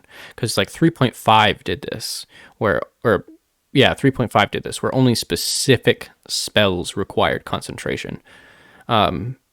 Whereas like 5th edition is more gone towards like almost everything requires concentration. Like a lot of spells require concentration. I believe that concentration should be for spells that it would have to make like a great deal of sense for. Like you can't just slap it onto everything for balance sake, because that's kind of lazy. But there are definitely spells in D&D that like deserve a concentration mechanic. Anyone? Or at the very least, you could have like, because if you're trying to do control water in one spot and then you're trying to do another thing with concentration in another spot, maybe what you could do as a dungeon master is have each thing work half as intended. So if they want to keep the water parted 10 feet across, then maybe it's only parted 5 feet across and it's slipping, but you're also putting up that wall of fire or whatever, you know? I suppose. My biggest complaint with concentration is it like really limits a lot of the spell stacking that used to happen. Like creative uses of spells too. Like we're talking like hold person or like hideous laughter and aqueous orb to make someone like you cast aqueous orb, you get them trapped in there, and then you cast hideous laughter on them. You wouldn't be able to cast that combination in 5th edition. It doesn't work because both require concentration, I believe. But like that's the cool magic stuff that happened in previous editions that I miss. Like you bring up a really good point. It has so much creativity for different combos and executions of things. If concentration was removed, or at least severely limited to certain spells. Yeah, and I like to see that creative, especially if, like from players and stuff. Like I can as a dungeon master, I can do it myself, but like when a player does it, I get really excited. Like one of my favorite things, I think shrink item. I will have to look this up. Let's see. D&D Beyond. Because one of my favorite things to do as like a wizard is let's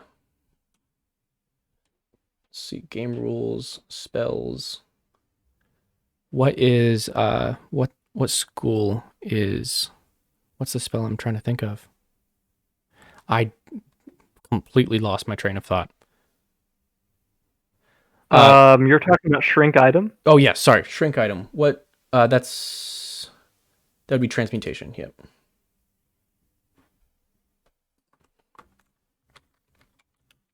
So in previous editions you could do this thing. You know,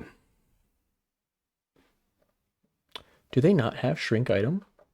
They do not have shrink item. Oh, I spelt it wrong. I said spring item. Uh-oh.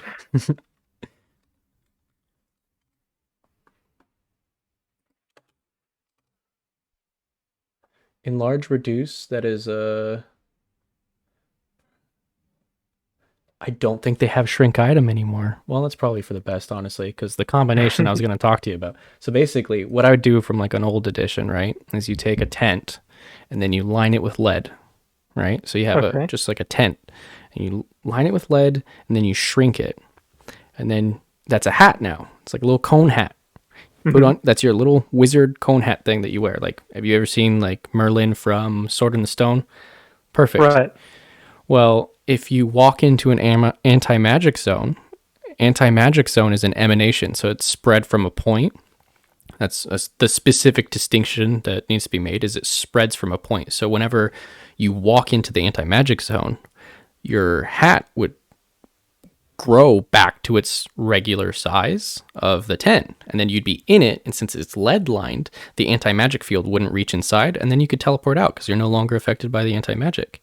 You can't do that. Well, they don't have shrink item anymore, from at least what I can see from D&D Beyond. But like stuff like that, like those kind of creative things, I feel like you can't do anymore because of shrink items. Yeah, there's all kinds of creativity that comes with those spells and those combinations. Yeah. What's y'all's thoughts on ritual spells for 6E? You want to go ahead and tackle that?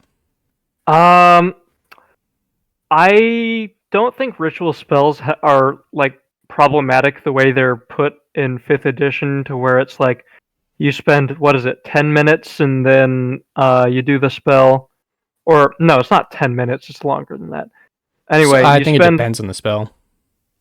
You spend an X amount of time to cast it without spending a spell slot. I don't think that's entirely problematic, and I think you can only do it to certain spells. Mm-hmm. And don't you need a feat to do that, or like a specific subclass or something? I'm not entirely sure. I think you just have to be a spellcaster, and it has to be on your spell list to do it. So like a wizard, you could cast Alarm for free because it's on your spell list and you can ritual cast it. I would honestly like to take ritual casting a step further. I feel like if you can ritual cast it, any class should be able to cast it. Cleric if you can ritual cast something, then any class, including like non-magical casters, could do it. Mm-hmm. I think that should be the case. But what if it's a really powerful spell? Like name one really powerful ritual cast spell. You got me. Like, they're not, if it's ritual casted, unless it takes more than one caster, like if it's a singular caster ritual cast spell, usually they're pretty low level. I can't think of any off the top of my head that are not like you described, so you're right. Yeah. I think they should be available to like any caster. And even if they're ritual castings, in the rules it says like if it requires more than one person, it only needs one spellcaster. So yeah, I think ritual casting makes it so that your party can do interesting decisions. Like, there are a lot of decisions that you have to weigh the odds for, like, oh, well, this is wasting a spell slot, but it's kind of important. Should I do it or not? Just do it with your ritual casting, I think, would make it more interesting for your party, and you wouldn't have to worry about all that stuff, because that turns into a 15-minute conversation, which is all about having a alarm spell placed down, really.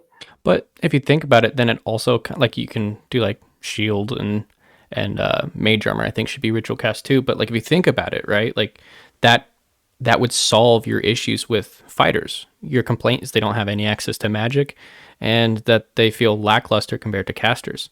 You give them access to ritual casting, boom, that it's not solved, but it's significantly reduced in that regard.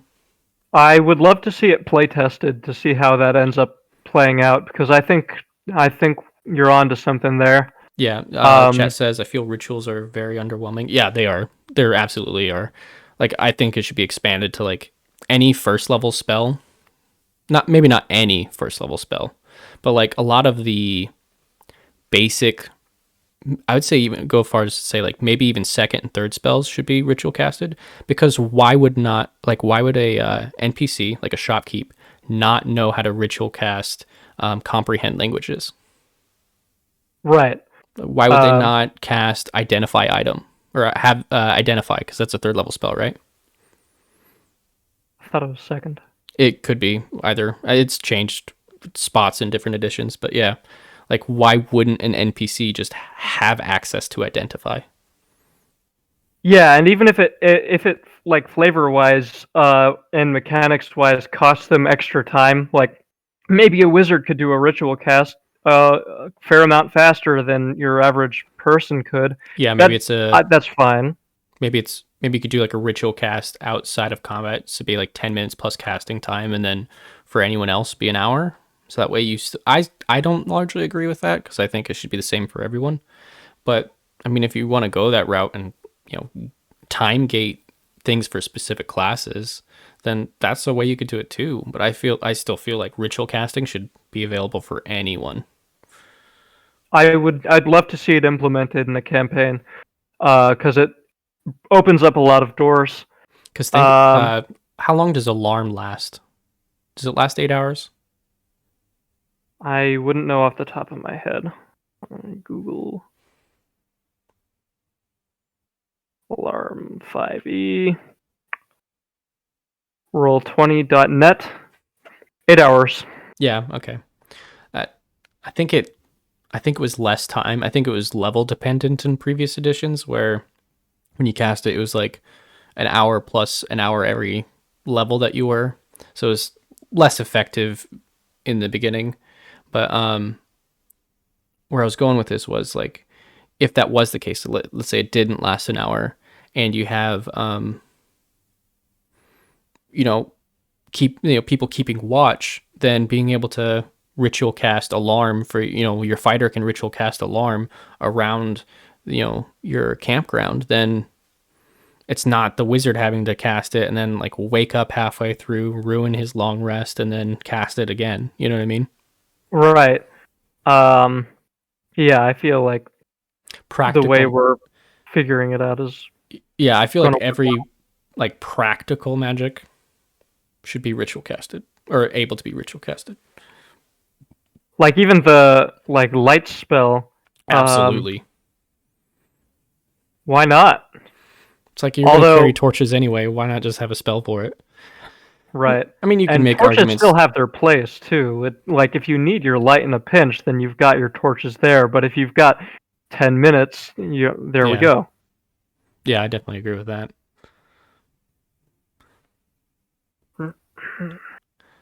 I'm running out of topics. Um, what about? It's your show now. Uh-oh. All right, everybody. Welcome to Five Javelins, the show. Today we will be discussing my favorite topic of all. I'd have to think on that one. You don't know what your own favorite topic is? No, I don't. All right, let's go to chat. Let's see what they want. You gotta hurry up. Uh-oh. What about not Not D20? D20 systems? Wizards of the Coast won't do that. Like, that's flat out not gonna happen. Second edition and like earlier D&D used percentiles quite a bit more than they do now, and I actually like that. I think percentiles are a good thing to use, and I use them a fair amount more than the rules would say whenever I play games. How do you use them? Because I don't, so I don't really know how they're used. How you would use them? We use percentiles whenever we roll a natural one as to see like how bad we messed up. So, because crit fails are like kind of ludicrous. Yeah, So sometimes. unless you roll like another one or something crazy on your D100, then you'll be more or less fine. You just kind of fail outright, or you'd roll your percentile if you match your like a investigation versus, or not investigation. What is it? Like, why am I not remembering the name of the skill? The one that isn't deception. Bluff? Or are you asking No, for a different one? the one that's the opposite of deception when you're Oh, not lying. diplomacy. Uh Insight, yeah, persuasion. yeah, persuasion. How did I forget that? I've been at this game for years. I Anyway, so many. like It's called so many different things in different game systems. I don't remember. It's all the same. It's a blur. when you've got like I already forgot honestly. Anyway, when you've got two contesting checks and they're even or they're relatively even, or maybe you roll performance on a you're a bard and you roll performance with your trombone solo. You roll well, you capture their hearts and whatever. Now you roll a percentile to see how well you captured their hearts. So like you roll an 18, the audience likes your performance. Then you roll again to see how much they like it or what kind of ways they like it. You know. Mm-hmm. Um, we use percentiles as follow ups for a lot of different things. Hmm. So I keep going back to Pathfinder because that's my favorite edition, but or favorite system. But how Pathfinder First Edition handled it, which is basically the same way 3.5 handled it, was you had to roll to like crit threat, and then you had to crit confirm. So you had to roll the d20 twice. So you'd roll the d20, you got a natural 20, and then you'd have to roll again to beat their armor class. So you had to beat their armor class normally. With the second roll. And I don't like that system, but it brought in like a really cool like homebrew rules that I saw in the Pathfinder community. Since you had a crit confirm, so you'd roll a natural 20, you'd crit, and then you'd roll again. And if you crit that time, that was max damage no matter what.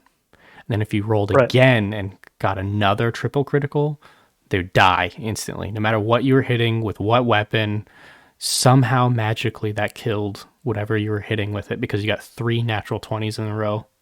Right. So I like that, but I'm not. So I'm wondering how you do that, like that kind of. Because I'm a huge fan of just rolling a d20 over and over again. Like I like the 2d10s and stuff like that, but I don't like using them as percentiles personally. So it's interesting, but like, how would you? I got a fancy 100-sided die that I love to roll because it takes like 5 minutes for it to stop spinning. So you're not rolling that because you want the percentile. You're rolling that just because you want to see it roll for 5 minutes. Oh no, I love to roll percentiles, but that's the added bonus. I bought the D100 because I love percentiles that much. But as far as like confirming crits go, again, I agree. Confirming crits is not the greatest rule that they came up with.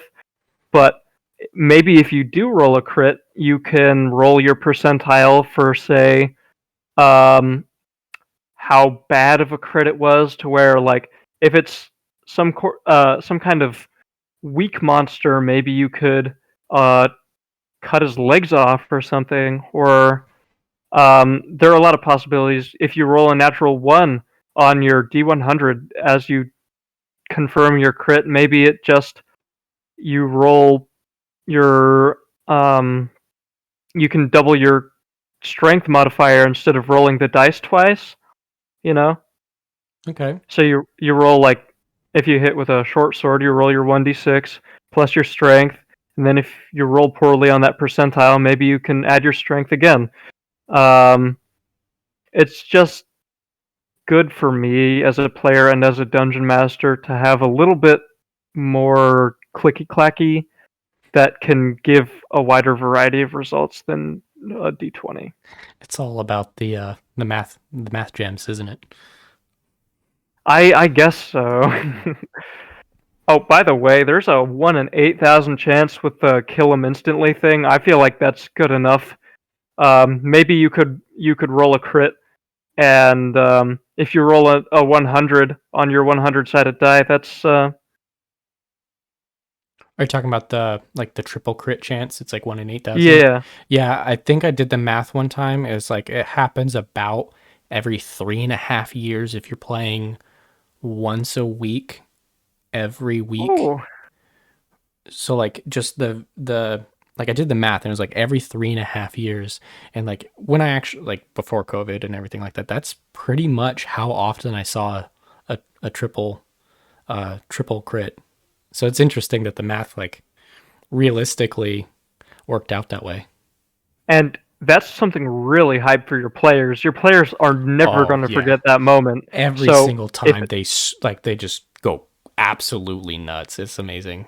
So that's and you largely live why I for use that as a player and as a DM. You live for those once in a blue moon moments. Yeah.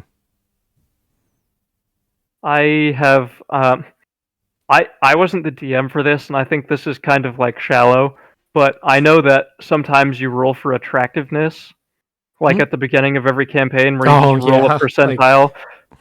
How good, like, and then you got bonuses based off your charisma. Yeah, Yeah. I'm I not a huge fan of that because you can there are a lot of problems within that, but that's another thing you could use your D100 for. Yeah. I mean, Have you seen the TikTok guy who's rolling a D100 till he gets a 100 or something? Then he destroys it? he destroys it. Something like that. I don't know. He keeps popping up on my For You page. If you're watching this, D100 guy, I love you. Maybe he'll find this somehow. Maybe. Oh yeah, You've seen him? Yeah, chat says they've seen him too. All right. I have not. Maybe I'm missing out. I'll send you the video sometime. Maybe then. I want to see him smash his dice. I mean, I hate to see smash dice, but I mean, It's been like 50 days or something, and it hasn't happened yet. I wonder if it's going to be on the 100th day. Wouldn't that be legendary? Oh, and he keeps track of like the statistics of his rolls, so he keeps track of like the mean and all that kind of stuff. The people that do things like that absolutely interest me. I used to have this friend, Paul. He loved numbers and stuff like that. Yeah, Excel spreadsheets. Yeah, that's the definition of what Paul does. Just writes notes all the time. Great player to have at the table because he's constantly writing notes. But yeah, just spreadsheets and stuff like that. Personally, not me, but ever since I started taking the statistics class, I've always wanted to dive into the numbers a little bit more. I'm the opposite. I'm just like, give me a sweet, simple, like really dumb brain kind of solution to it. Like every chance I get, if there's like a monetary thing, like attributes, for instance, in like I don't use attributes in my game at all. Like there's no pluses, there's no modifiers. Any DC that requires a modifier, just subtract the modifier from it. Like what you roll is what you get, baby. Right, and I think that's a good thing. It's super simple. Like makes combat way easier and way faster. It's like, but And that's me. I don't like numbers, so oh yeah, I'm like, and I guess that's like I'm not supporting Thaco or anything, but are you a but let me Thaco explain. stan? Oh no, I'm not. But in defense of Thaco, Okay, I want to hear what you've you're gonna got say. you've got the real simple formula where it's your Thaco, and then you subtract the die roll, and that's the armor class you hit. So that there's at least it doesn't. What am I saying? The way it's reverse engineered is like at least okay for your players to understand. Hey, this is the armor class you hit. But it depended on class, if I'm not mistaken, right? Like different Yeah, your classes have Thaco is totally different. depending on your class. Oh, class and level, right? Yeah. Yeah, because like fighters Thaco goes lower Yeah. way faster. Yeah. I'm doing a 2-week campaign right now. It's a level 6, and I am a fighter, and we've got a druid, and I've got like 15 Thaco, and they've got like 19. Yeah. Are you basically just since you're druid in second edition, are you the overpowered one? Oh no, I'm a fighter. Oh, you just saying you had, or you Yeah, have we a, had yeah. a. Are they the overpowered one? I've only done I think one session with them so far, and it's been mostly role playing, which is That's weird always for fun, yeah. second edition. But they have more hit points than me. Yeah, but when you can Just turn into a mouse and like get away from pretty much anything. yeah. Good old second edition. Nothing wrong with it at all. Next time, I would really like to talk about like specific things from classes over the editions that you want. Because, So like a special look at one specific class per episode, or what? well, we could do that. We could go like deep dive. Maybe not do 2 hours like this one is, but well, we got like 5 minutes left. But like, we could do like an hour episode. Maybe this is the pilot for classes through the ages. That is a great idea. Thanks, chat, for that. We could even cover 1 or 2 per day if we really wanted to.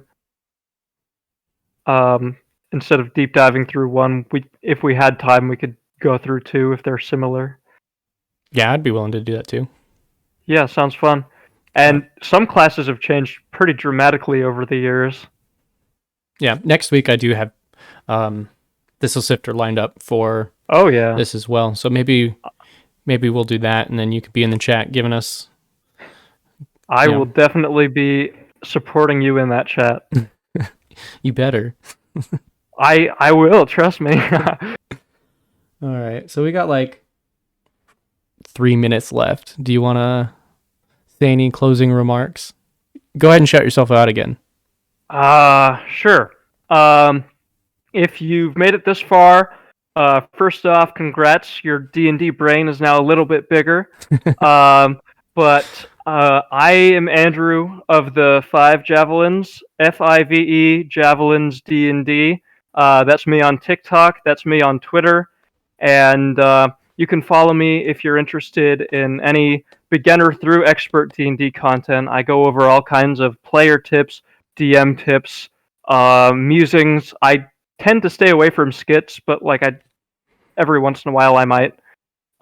So if any of that interests you, then go ahead and check me out. I'm nearly at 800 followers, which is really huge for me.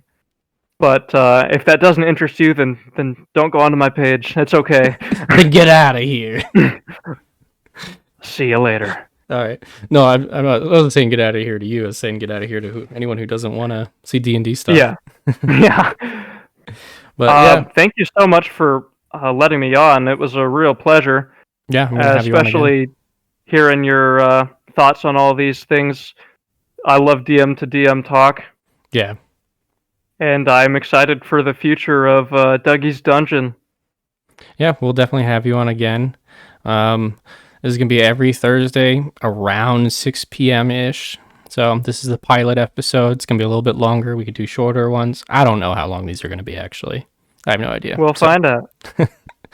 All right. Yeah, every Thursday, we're going to be talking about TTRPG stuff, hopefully different people. We'll obviously have repeat guests. But yeah, stay tuned for more. This will be uploaded to YouTube, Spotify. I'm going to set up an RSS feed so like you can find it anywhere for the podcast part. And yeah, you want to get out of here? Sure. All right. Peace. Bye.